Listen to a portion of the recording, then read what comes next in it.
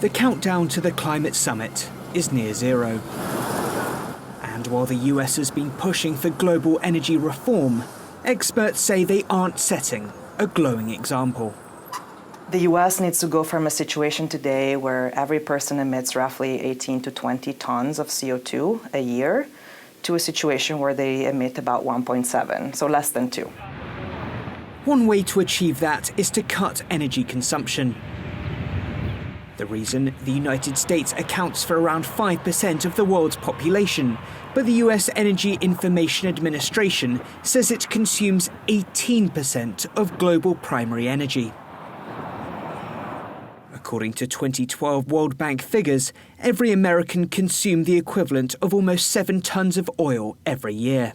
That's compared to 2 tons in China and just over half a ton in India. It's a problem many Americans are aware of, but the question is how to make changes. Our culture is not set up to eliminate it, but there's a lot that we can do to leave less of a footprint. We could be doing more, but it's just the little things that I really do. I don't think I consume that much energy, but I could be wrong.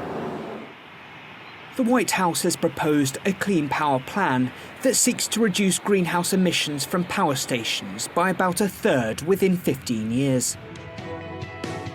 But President Obama will have to overcome stiff opposition from businesses and industry.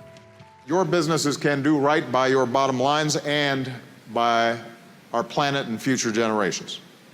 The old rules that said we couldn't grow our economies and protect our environment at the same time, those are outdated. Experts at the Deep Decarbonisation Pathways Project agree. Cutting energy consumption is critical to slowing global warming. Energy experts say one key to tackling climate change is to better manage resources, like the New Year's ball here in Times Square becoming energy efficient back in 2008. Now world leaders hope to do that on a global scale, but warn that it might not be as easy as flicking a switch. William Danselow, TRT World, New York.